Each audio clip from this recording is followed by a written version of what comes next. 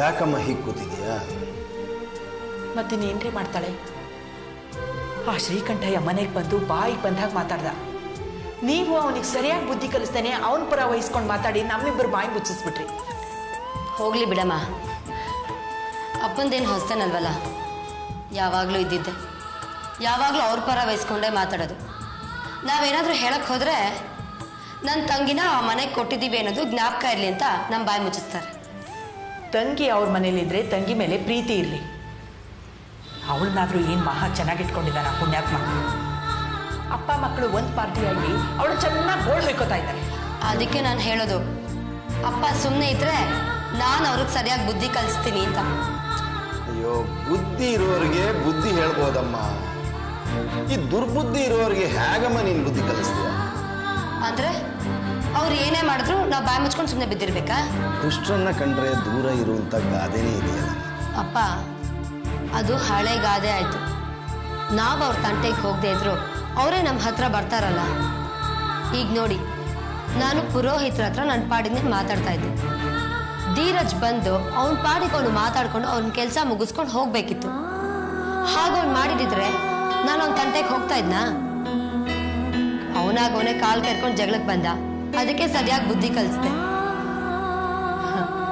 ಏನೋ ಆಯ್ತು ಹೋಯ್ತು ಅಂತ ಈ ಶ್ರೀಕಂಠಯ್ಯ ಸುಮ್ಮನಿರ್ಬೋದಾಗಿತ್ತಲ್ಲ.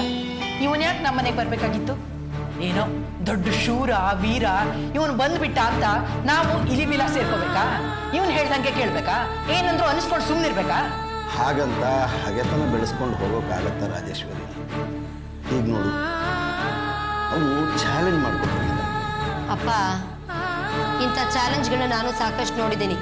ಅದೇನ್ ಮಾಡ್ತಾನೋ ಮಾಡ್ಲಿ, ನಾವು ಸೇರ್ಗೆ ಸವಾ ಸೇರಾಗಬೇಕು. ಹಾಗಲ್ಲಮ್ಮ, ಅವನು ಈ ಸೇಡನ್ನ ಕಾಮಾಕ್ಷಿ ಮೇಲೆ ತೀರಿಸ್ಕೊತಾನೆ. ನಿಮ್ಗೆ ಗೊತ್ತಿಲ್ಲ, ಸುಮ್ಮನಿರಿ. ಹೆಂಗಸರ ಸಹನೆಗೂ ಒಂದು ಮಿತಿ ಇರುತ್ತೆ. ಮಿತಿ ಮೀರಿದ್ರೆ ಚಂಡಿ ಚಾಮುಂಡಿ ಆಗ್ತಾರೆ. ಕಾಮಾಕ್ಷಿನ ನೋಡ್ತಿರ್ಬೇಕಾದ್ರೆ ತಡ್ಕೊಳ್ಳೋವರೆಗೂ ತಡ್ಕೊಳ್ತಾಳೆ. ಆಮೇಲೆ ಅವಳೇ ಇವ್ರು 3 ಜನಕ್ಕೂ ಬುದ್ಧಿ ಕಲಿಸ್ತಾಳೆ. ಕರೆಕ್ಟಾಗಿ ಹೇಳಿದ್ಯಮ್ಮ. ನಾನು ಆವಾಗಲೇ ಹೇಳಿದ್ನಲ್ಲ, ಅವನ ಸ್ವಭಾವ ದುಷ್ಟ ಅಂತ. ಈಗ ನೋಡು, ಅವನೆಲ್ಲಾದ್ರೂ ನಿನಗೊಂದು ಏಟು ಹೊಡೆದ್ರೆ ಅದರಿಂದ ಏನಾಗುತ್ತೆ? ನಿನಗೇನೂ ಆಗಲ್ಲ. ಯಾಕಂದರೆ ಅವನ ವಯಸ್ಸಿನಲ್ಲಿ ನಿನಗಿಂತ ದೊಡ್ಡವನು, ವರ್ಷದಲ್ಲಿ ನಿನಗೆ ಸೋದರ ಮಾವ, ತಂದೆ ಸಮಾನ. ನೀನೆಲ್ಲಾದರೂ ಅವನಿಗೆ ಒಂದು ಏಟು ಹೊಡೆದೆ ಅಂತ ಇಟ್ಕೊ, ಆಗೇನಾಗುತ್ತೆ? ನಿನಗೆ ಕೆಟ್ಟ ಹೆಸರು ಬರುತ್ತೆ. ಈ ಸಮಾಜದ ದೃಷ್ಟಿಲಿ ನೀನು ಸಣ್ಣವಳಾಗ್ತೀನಿ. ಅದು ಹೌದು ಕಣಮ್ಮ, ನೀನು ನಮ್ಮನೆ ಬಂಗಾರ. ನಿನಗೆ ಕೆಟ್ಟ ಹೆಸರು ಬಂದರೆ ಅದನ್ನು ನನ್ನ ಕೈಲಿ ಸಹಿಸ್ಕೊಳಕ್ಕಾಗಲ್ಲಮ್ಮ. ಮನಸ್ಸಿಗೆ ತುಂಬ ದುಃಖ ಆಗತ್ತೆ. ನನ್ನ ಮನಸ್ಸಿಗೆ ದುಃಖ ಆಗೋದನ್ನು ನಿನ್ನ ಕೈಲಿ ಸಹಿಸ್ಕೊಳಕ್ಕಾಗತ್ತೆ ಹೇಳು? ಅಪ್ಪ, ನಿನ್ನ ಮನಸ್ಸಿಗೆ ನೋವು ಮಾಡೋಕ್ಕೆ ನಮಗಿಷ್ಟ ಇಲ್ಲಪ್ಪ. ಹೋಗ್ಲಿ ಬಿಡು. ಆ ಶ್ರೀಕಂಠಯ್ಯನೇ ದೊಡ್ಡವನಾಗಲಿ, ನಾವೇ ಸಣ್ಣವರಾಗೋಣ, ನಾವೇ ಸೋಲೋಣ. ತಪ್ಪು ಕಣಮ್ಮ, ತಪ್ಪು. ಶ್ರೀಕಂಠು ಯಾವತ್ತೂ ದೊಡ್ಡವನಾಗಲ್ಲ. ಅವನು ಯಾವಾಗಲೂ ಸಣ್ಣವನಾಗೇ ಇರ್ತಾನೆ. ನೀನು ದೊಡ್ಡವಳಾಗಿ. ನಮ್ದು ಸೋಲಲ್ಲ, ನಮ್ದು ಗೆಲುವು ಕಣಮ್ಮ. ನೀನು ಯಾವಾಗಲೂ ಗೆಲ್ತಾನೆ ಇರಬೇಕು ಅನ್ನೋದು ನನ್ನ ಆಸೆ. ಅದಕ್ಕೆ ಕಣಮ್ಮ, ಆ ಕ್ಷಣದಲ್ಲಿ ನಾನು ನಿಮ್ಮಿಬ್ಬರ ಮೇಲೆ ಕೋಪ ಮಾಡಿಕೊಂಡು ನಿಮ್ಮನ್ನು ಒಳಗೆ ಕಳಿಸೋದು. ಹೋಗ್ಲಿ ಬಿಡು ಮಂದಾರ, ನೀನು ಬೇಜಾರು ಮಾಡ್ಕೋಬೇಡ. ಒಂದು ರೀತಿ ನೋಡಿದ್ರೆ ಆ ಕ್ಷಣಕ್ಕೆ ಇವ್ರು ಮಾಡಿದ್ದೇ ಸರಿ ಅನಿಸುತ್ತೆ. ಹೌದಮ್ಮ, ನನಗೂ ಹಾಗೆ ಅನ್ನಿಸ್ತಾ ಇದೆ. ಅಪ್ಪ ಮಾಡಿದೆ ಸರಿ ಅಂತ. ಇಷ್ಟ ಆದರೂ ಇವ್ರು ನಮ್ಮಪ್ಪ ಅಲ್ವಾ?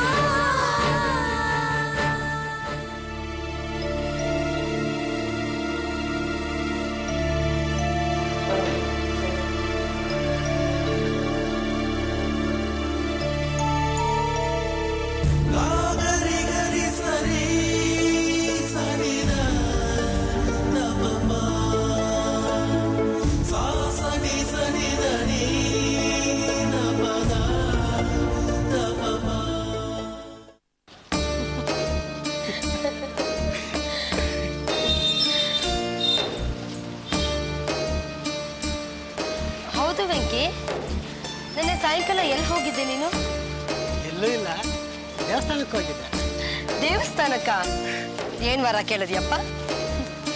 ಎಲ್ಲ ಬೈಬಾರ್ದು, ಬೈಯಲ್ಲ, ಹೇಳು. ದೇವ್ರ ಹತ್ರ ವರ ಕೇಳಿದೆ, ನಮ್ಮ ಮಕ್ಕಳಿಗೆ ಒಳ್ಳೆ ವರ ಕೊಡು ಅಂತ. ಯಾಕಪ್ಪ, ನನ್ನ ಮನೆಯಿಂದ ಸಾಕ್ ಹಾಕೋದಕ್ಕೆ ನಿನಗೆ ಅಷ್ಟೊಂದು ಆತ್ರನಾ? ಅಕ್ಕ, ಅಮ್ಮ ಯಾವಾಗಲೂ ಒದ್ದಾಡ್ತಾ ಇರ್ತಾರೆ ಅಲ್ವೋ ವೆಂಕಿ? ನಮ್ಮ ಮಂದಾರಿಗೆ ಆ ದೇವರು ಒಂದು ಗಂಡನ ಸೃಷ್ಟಿ ಮಾಡಿದಾನೋ ಇಲ್ವೋ ಅಂತ. ವೆಂಕಿ, ಅಲ್ಲಿ ಬರ್ತಾ ಇರೋದು ದತ್ತಾತ್ರೇಯ ಅವರಲ್ವಾ? ಅಯ್ಯೋ ಅಕ್ಕ, ಬಾಕ ಬೇಗ ಹೋಗೋಣ. ಅವ್ರ ಕೈಗೇನಾದ್ರು ಸಿಕ್ಕಿದ್ರೆ ಎಷ್ಟೊತ್ತಾದ್ರೂ ನಮ್ಮನ್ನು ಬಿಡೋದೇ ಇಲ್ಲ. ಬಾಕ ಬೇಗ ಹೋಗೋಣ. ಅವ್ರು ನೋಡಿದ್ಮೇಲೆ ಅವ್ರನ್ನ ಮಾತಾಡಿಸ್ಲಿಲ್ಲ ಅಂದ್ರೆ ಅವ್ರು ನಮ್ಮ ಬಗ್ಗೆ ತಪ್ಪು ತಿಳ್ಕೊಳಲ್ವಾ? ಒಂದ್ ನಿಮಿಷ ಮಾತಾಡ್ಸ್ಕೊಂಡು ಹೋಗೋಣ. ಬಾಕ ಹೋಗೋಣ. ನಮಸ್ಕಾರಪ್ಪ. ಏನಪ್ಪ ವೆಂಕಿ, ಒಂದಾರ ಚೆನ್ನಾಗಿದ್ದೀರಾ? ನಮಸ್ಕಾರ. ನಾವು ಚೆನ್ನಾಗಿದ್ದೀವಿ, ನೀವು ಚೆನ್ನಾಗಿದ್ದೀರಾ? ಚೆನ್ನಾಗಿದ್ದೀವಿ. ಸದಾನಂದರಾಯರು ಹೇಗಿದ್ದಾರೆ? ಅವ್ರು ನಮ್ಮ ಮನೆ ಕಡೆ ಬರಲೇ ಇಲ್ಲ. ಏನಪ್ಪ ವೆಂಕಿ, ನಾನು ಹೇಳಿದ ವಿಷಯ ಅವ್ರಿಗೆ ಹೇಳಿಲ್ವ ನೀನು? ಹೇಳಿದೆ, ಹೋಗ್ತೀನಿ, ಅವ್ರ ಹತ್ರ ಮಾತಾಡ್ತೀನಿ ಅಂದ್ರು. ಆದ್ರೂ ಅವ್ರು ಬರ್ಲಿಲ್ವಲ್ಲಪ್ಪ? ಬರ್ತಾರೆ. ಇತ್ತೀಚೆಗೆ ಒಂದು ಸ್ವಲ್ಪ ಬ್ಯುಸಿ ಇದ್ರು, ಹಾಗಾಗಿ. ಅಲ್ವಾ ಅಕ್ಕ? ಹೌದು, ಇತ್ತೀಚೆಗೆ ಅಪ್ಪನಿಗೆ ಸಂಗೀತದ ಪಾಠಗಳು ಜಾಸ್ತಿ ಆಗಿದೆ. ಅದು ಅಲ್ಲದೆ ಸಂಗೀತದ ಪರೀಕ್ಷೆ ಬೇರೆ ಹತ್ರ ಬರ್ತಾ ಇದೆ. ಅವ್ರ ಶಿಷ್ಯರಿಗೆಲ್ಲ ಪರೀಕ್ಷೆಗೆ ತಯಾರಿ ಕೊಡ್ಬೇಕಲ್ವಾ? ಹಾಗಂತ ಸ್ವಂತ ಕೆಲಸಗಳ ಬಗ್ಗೆ ಆಸಕ್ತಿ ವಹಿಸಿದ್ರೆ ಹೇಗಮ್ಮ? ಮದುವೆ ಸಂಬಂಧ ವಿಚಾರ ಬಗ್ಗೆ ಮುತುವರ್ಜಿ ವಹಿಸಲೇಬೇಕಲ್ಲ. ನಾನು ನಮಗೊಪ್ಪಿಗೆ ವಿಷಯನ ಫೋನಲ್ಲಿ ತಿಳಿಸಿ ಎಷ್ಟೋ ದಿವಸ ಆಗೋಯ್ತು. ಅಲ್ಲದೆ ವೆಂಕಿ ಮನೆಗೆ ಬಂದಿದ್ದಾಗ ಅವನ ಕೈಲೂ ಹೇಳಿ ಕಳಿಸಿದ್ದೆ ಅಲ್ವೇನಾ? ಹೌದಕ್ಕ, ನಾನು ಅಂಕಲ್ ಹತ್ರ ಹೇಳಿದ್ದೆ. ಆದ್ರೂ ಸದಾನಂದರಾಯರು ಮಾತುಕತೆಗೆ ಬರಲಿಲ್ಲ ಅಂದ್ರೆ ನಾವು ಏನು ಅಂತ ತಿಳ್ಕೊಬೇಕಪ್ಪ? ಹೇಳಿದ್ನಲ್ಲ, ಅವ್ರಿಗೆ ಪುರ್ಸೊತ್ತೇ ಆಗಿಲ್ಲ. ನೀವೀಗ ಸಿಕ್ಕಿದ ವಿಷಯನ ನಾನು ಖಂಡಿತ ಅವ್ರಿಗೆ ತಿಳಿಸ್ತೀನಿ. ಅದಲ್ಲಮ್ಮ, ಸದಾನಂದರಾಯರಿಗೆ ನಮ್ಮ ಜೊತೆ ಸಂಬಂಧ ಬೆಳೆಸೋಕೆ ಇಷ್ಟ ಇದೆಯೋ ಇಲ್ವೋ ಅಂತ ಅನುಮಾನ ಬರ್ತಾ ಇದೆ. ಅಯ್ಯಯ್ಯ, ಹಾಗೇನಿಲ್ಲ. ಅದಲ್ಲ ವೆಂಕಿ, ಈಗ ನಾನು ಹೇಳ್ತಾ ಇರೋದು ಏನಂದ್ರೆ, ನನ್ನ ಸ್ಥಾನದಲ್ಲಿ ಯಾರೇ ಇದ್ರು ಹಾಗೆ ತಿಳ್ಕೊತಾ ಇದ್ರಲ್ವಾ? ಈಗ ನಾವು ಹೊರನ ಕಡೆಯವರು, ವಧುನ ಕಡೆಯವ್ರನ್ನ ಪದೇ ಪದೇ ವಿಚಾರ ಮಾಡಕ್ಕಾಗತ್ತಾ? ಅಲ್ವಾ ಬಂದಾರ? ಅದು ಲೋಕರೀತಿನ. ಈಗ ಹಾಗೇನಾದ್ರೂ ಕೇಳಿದ್ರೆ ಜನ ಏನ್ ಅನ್ಕೋತಾರೆ? ವರ್ಣಲ್ಲಿ ಏನೋ ನ್ಯೂನ್ಯತೆ ಇದೆ, ಅದಕ್ಕೆ ಹೀಗೆ ಪದೇ ಪದೇ ಮೇಲೆ ಬಿದ್ದು ಕೇಳ್ತಾ ಇದ್ದಾರೆ ಅಂತ ಅನ್ಕೊಳಲ್ವಾ? ನೋಡಮ್ಮ, ನಾವು ಮತ್ತೆ ಎಚ್ಚರಿಸೋದಿಲ್ಲ. ನಿಮ್ ತಂದೆಗೆ ಈ ಸಂಬಂಧ ಇಷ್ಟ ಇಲ್ಲ ಅಂದ್ರೆ ಸ್ಪಷ್ಟವಾಗಿ ತಿಳಿಸ್ಬಿಡ್ಲಿ, ನಮಗೇನು ಬೇಜಾರಿಲ್ಲ. ಒಂದು ಹೆಣ್ಣಿಗೆ ಒಂದು ಗಂಡು, ಒಂದು ಗಂಡಿಗೆ ಒಂದು ಹೆಣ್ಣು ಅಂತ ದೇವರು ಸೃಷ್ಟಿ ಮಾಡೇ ಇರ್ತಾನೆ. ಅಯ್ಯೋ, ನೀವು ಹೀಗೆಲ್ಲ ಮಾತಾಡ್ಬೇಡಿ. ಅಪ್ಪ ಖಂಡಿತ ಬಂದು ಮಾತಾಡ್ತಾರೆ. ನನಗೆ ಇನ್ನೇನಿಲ್ಲಮ್ಮ. ನೋಡಮ್ಮ, ನೀನು ನಮ್ಮ ಮನೆಯಲ್ಲಿ ಎಲ್ರಿಗೂ ಹಿಡಿಸ್ಬಿಟ್ಟಿದ್ಯಾ. ನಾವೇನು ವರದಕ್ಷಿಣೆ ವರೋಪಚಾರ ಅದು ಕೊಡಿ ಇದು ಕೊಡಿ ಅಂತ ಕಂಡೀಷನ್ ಹಾಕ್ತಿಲ್ಲ. ಸಿಂಪಲ್ ಆಗಿ ಒಂದು ಮದುವೆ ಅಂತ ಮಾಡಿಕೊಟ್ರೆ ಸಾಕು. ಸರ್, ಮೇಷ್ಟ್ರ ಅಂಕಲ್ ನಿಧಾನ ಮಾಡಿರೋದು ನಿಜ. ಅವ್ರ ಪರವಾಗಿ ನಾನು ಕ್ಷಮೆ ಕೇಳ್ತೀನಿ. ಛೇ, ಕ್ಷಮೆ ಕೇಳೋ ಪ್ರಶ್ನೆನೇ ಇಲ್ಲ. ಸುಮ್ಮನೆ ನಿಧಾನ ಆಗ್ತಾ ಇದೆಯಲ್ಲ ಅಂತ ಕೇಳಿದೆ ಅಷ್ಟೇ. ಈ ವಿಷಯನ ನಾನು ಅಪ್ಪಂಗೆ ಈಗಲೇ ಹೇಳ್ತೀನಿ. ಬರ್ತೀವಿ. ಬರ್ತೀನಿ ಸರ್.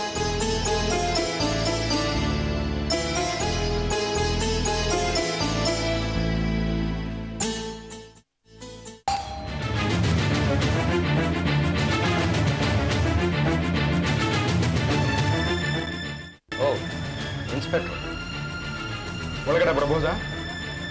ಬನ್ನಿ.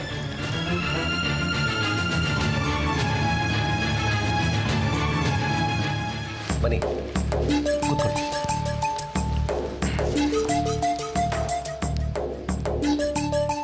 ಏನು ಇನ್ಸ್ಪೆಕ್ಟ್ರೆ, ಏನಾದರೂ ಸುಳ್ಳು ಸಿಗ್ತಾ? ಅದಕ್ಕೋಸ್ಕರನೇ ಬಂದೆ. ಎಲ್ಲೂ ಸಿಗದೆ ಇರೋ ಕ್ಲೂ ನಿಮ್ಮನೇಲಿ ಏನಾದರೂ ಸಿಗುತ್ತಾ ಅಂತ. What you mean? ಕಂಪ್ಲೇಂಟ್ ಕೊಟ್ಟಿರೋದು ನಾನು. ಅವ್ರನ್ನ ಹುಡುಕೊಡಿತ ನಾನು ನಿಮ್ಮನ್ನು ಕೇಳಿದ್ರೆ ಕ್ಲೂ ಹುಡ್ಕೊಂಡು ನನ್ನ ಮನೆಗೆ ಬಂದಿದ್ದೀರಲ್ಲ. I don't like this. ನೀವು ಲೈಕ್ ಮಾಡ್ತಿದ್ರೆ ನಾವೇನು ಮಾಡೋಕ್ಕಾಗುತ್ತೆ? ನಮ್ಮ ಕರ್ತವ್ಯ ನಾವು ಮಾಡಲೇಬೇಕಲ್ಲ. ಕರ್ತವ್ಯ ಮಾಡೋ ಕೆಲಸ ಬಿಟ್ಬಿಟ್ಟು ಕ್ಲೂ ಹುಡ್ಕೊಂಡು ನನ್ನ ಮನೆಗೆ ಬಂದಿದ್ದೀರಾ? ಇದನ್ನ ನೀವು ಮಾಡಬೇಕಾಗಿರೋ ಕರ್ತವ್ಯ, ಮಾಡ್ತಾ ಇರೋ ಕರ್ತವ್ಯ. ಮನೇಲಿ ಯಾರ್ಯಾರು ಇದ್ದೀರಾ? ನಾನು, ನನ್ನ ಮಕ್ಕಳು ಧೀರಜ್ ಮತ್ತೆ ದಾನಿ. ನೀವು ನಿಮ್ಮಿಬ್ಬರು ಮಕ್ಕಳು, ನಿಮ್ಮ ಹೆಂಡತಿ ಮಾತ್ರ ಇಲ್ಲ. ಅವಳು ಎಲ್ಲಿ ಹೋದ್ಲು, ಯಾಕೆ ಹೋದ್ಲು ಅನ್ನೋದು ನಮಗೇನೂ ಗೊತ್ತಿಲ್ಲ. ಶ್ರೀಕಂಠಯ್ಯನವರೇ, ನಿಮ್ಮ ನಡುವೆ ಏನಾದರೂ ಮಾತುಕತೆ, ಜಗಳ, ಅಸಮಾಧಾನ ಏನಾದರೂ ಇತ್ತಾ? ಹಾಂ, ನಾನು ಹಾಗೆ ಕೇಳ್ತಿದ್ದೀನಿ ಅಂತ ನೀವು ದಯವಿಟ್ಟು ಬೇಜಾರು ಮಾಡ್ಕೋಬೇಡಿ. ನೋಡಿ ಸರ್, ಯಾರ ಮನೇಲಿ ಜಗಳ ಕದನ ಇರೋದಿಲ್ಲ ಹೇಳಿ, ಆದರೆ ಇತ್ತೀಚೆಗೆ ನಮ್ಮಲ್ಲಿ ಯಾವ ಜಗಳ ಕದನನೂ ಇಲ್ಲ. ಅಂದರೆ ಇತ್ತೀಚೆಗೆ ನಡೆದಿಲ್ಲ ಅಂತ ಹೇಳಿದ್ರಲ್ಲ, ಹಾಗಾದರೆ ಈ ಹಿಂದೆ ನಡೆದಿತ್ತು ಅನ್ನಿ. ಯಾವ ವಿಷಯದ ಬಗ್ಗೆ ನಿಮ್ಗೆ ಅಸಮಾಧಾನ? ನಾನು ಆಡೋ ಪ್ರತಿ ಮಾತಕ್ಕೂ ತಾವು ವಿಶೇಷವಾದ ಅರ್ಥ ಕಲ್ಪಿಸ್ತಾ ಇರೋ ಥರ ಕಾಣಿಸ್ತಾ ಇದೆಯಲ್ಲ. ನಾನು ಇತ್ತೀಚೆಗೆ ಅಂತ ಹೇಳಿದ್ದು ಸುಮ್ಮನೆ ಅಷ್ಟೇ. ನೋಡಿ, ನಮ್ಮ ಮನೆಯಲ್ಲಿರೋದು ನಾವು 4 ಜನ. ಇಲ್ಲಿ ಜಗಳ ಆಡೋದಕ್ಕೆ ಯಾವ ಅವಕಾಶನೂ ಇಲ್ಲ. ಅಕಸ್ಮಾತ್ ಮನೇಲೇನಾದರೂ ಅತ್ತೆ ಮಾವ ಅಂತ ಇದ್ದಿದ್ರೆ ಜಗಳ ಆಡೋಕೆ ಅವಕಾಶ ಇರ್ತಿತ್ತೋ ಇದು. ಹೌದಾ? ನೀವೇ ಅಂದಮೇಲೆ ನಿಮ್ಮಗಳ ನಡುವೆ ಯಾವುದೇ ಅಸಮಾಧಾನ ಇರಲಿಲ್ಲ ಅಂತೀರಾ? ಹಾಗೆ ಅಂದ್ಕೋಬೇಕಾ ಅಥವಾ ಅದೇ ವಾಸ್ತವನ? ನೋಡಿ ಸರ್, ನೀವು ಹೀಗೆ ಪದೇ ಪದೇ ಕ್ರಿಮಿನಲ್ ಇರ್ತಾರೆ ನಾನು ಪ್ರಶ್ನೆ ಮಾಡ್ತಾ ಇದ್ರೆ ನಾನು ನಿಮಗೆ ಏನೋ ಉತ್ತರ ಕೊಡ್ತೀರಾ ಮೌನಕ್ಕೆ ಶರಣಾಗಬೇಕಾಗತ್ತೆ. ನನ್ನ ಮನೆಯಲ್ಲಿ ನನ್ನ ಹೆಂಡತಿ ಇಲ್ಲ ಅಂತ ನಾನು ಯೋಚನೆ ಮಾಡ್ತಾ ಸಾಯ್ತಾ ಇದ್ರೆ ನೀವು ಹೀಗೆ ಪ್ರಶ್ನೆ ಮಾಡ್ತಾ ಇದ್ರೆ ಹಾಗೆ? ಶ್ರೀಕಂಠಯ್ಯನವರೇ, ಪೊಲೀಸ್ನವ್ರಿಗೆ ಯಾರ ಬಗ್ಗೆನೂ ವೈಯಕ್ತಿಕ ದ್ವೇಷ ಇರೋದಿಲ್ಲ. ಹಾಗಂತ ನಾವು ಇನ್ವೆಸ್ಟಿಗೇಷನ್ ಮಾಡೋವಾಗ ಯಾರನ್ನೂ ಪ್ರಶ್ನೆ ಮಾಡದೆ ಇರೋಕ್ಕೂ ಆಗಲ್ಲ. ನೀವು ಸುಮ್ಮನೆ ನಮ್ಮ ಜೊತೆ ಕೋಆಪ್ರೇಟ್ ಮಾಡಿ. ನಿಮ್ಮ ಹೆಂಡತಿ ಇರ್ತಿದ್ರಲ್ಲ, ಆ ರೂಮ್ನ ನಾನು ಒಂದ್ಸತಿ ನೋಡಬಹುದಾ?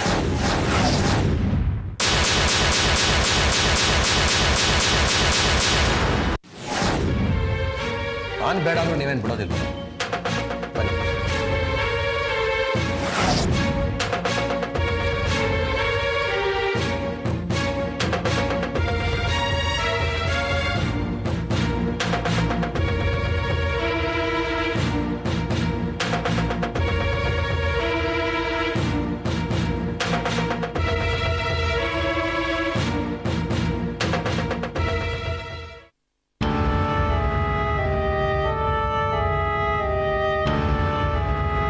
ಓಕೆ ಮಿಸ್ಟರ್ ಶ್ರೀಕಂಠಯ್ಯ, ನಿಮಗೇನಾದರೂ ವಿಷಯ, ಸಂದೇಹ, ಸೂಚನೆ ಕಂಡು ಬಂದರೆ ದಯವಿಟ್ಟು ನಮ್ಗೆ ಇನ್ಫಾರ್ಮ್ ಮಾಡಿ.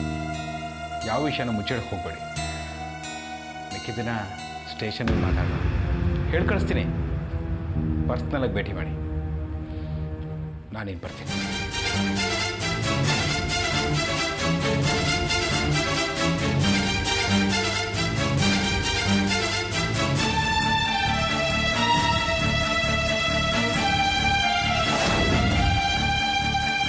ಏನು ಹೇಳಿ, ಆ ಇನ್ಸ್ಪೆಕ್ಟರ್ ಒಳ್ಳೆ ಹೆಗ್ಲಿಗೆರೆಲ್ಲ ಬೇತಾಳ ಥರ ಆಗಿದ್ದಾನೆ.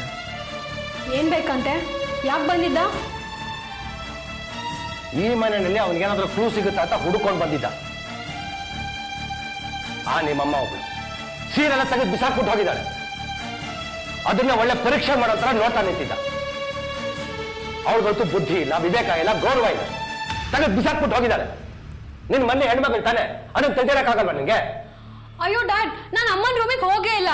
ಆ ಇನ್ಸ್ಪೆಕ್ಟರ್ ಬರ್ತಾನೆ, ಅದ್ರಲ್ಲೂ ಅಮ್ಮನ ರೂಮಿಗೆ ಹೋಗ್ತಾನೆ ಅಂತ ನಂಗೇನು ಕನ್ಸ ಬಿದ್ದಿತ್ತು. ಪೊಲೀಸ್ನವರಿಗೆ ವಾಸನೆ ನೋಡಕ್ಕೆ ಅಂತಾನೆ ದೇವರು ಒಂದು ಎಕ್ಸ್ಟ್ರಾ ಮೂವ್ ಕೊಟ್ಟಿರ್ತಾನೆ ಅಂತ. ಎಲ್ಲ ನನ್ನ ಕರ್ಮ, ಕೆಟ್ಟ ಹಣೆ ಬರ. ಇನ್ಮೇಲೆ ನಾವು ಹುಷಾರಾಗಿರ್ಬೇಕು. ಅವಳು ಇದ್ದಾಗ್ಲೂ ನಮಗೆ ತೊಂದರೆ ಕೊಟ್ಟು ಹೋಗಿ ಕೂಡ ತೊಂದರೆ ಕೊಡ್ತಾ ಇದ್ದಾಳೆ. ಈ ಮನೆ ಸಾಯ್ಬೇಕಷ್ಟೇ ನಾನು.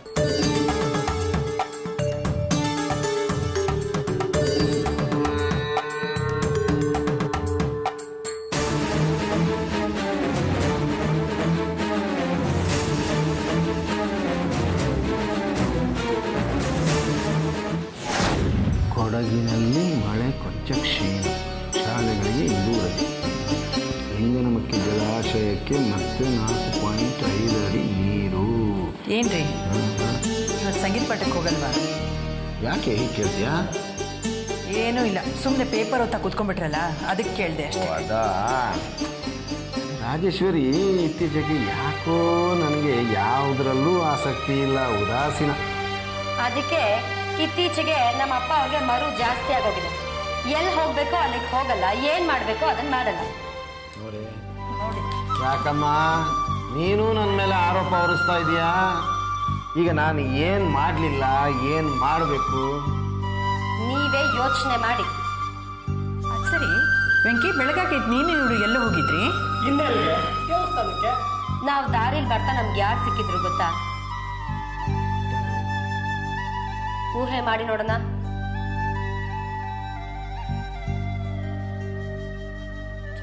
ಗೊತ್ತಾಗಲ್ಲಮ್ಮ, ನೀನೇ ಹೇಳು.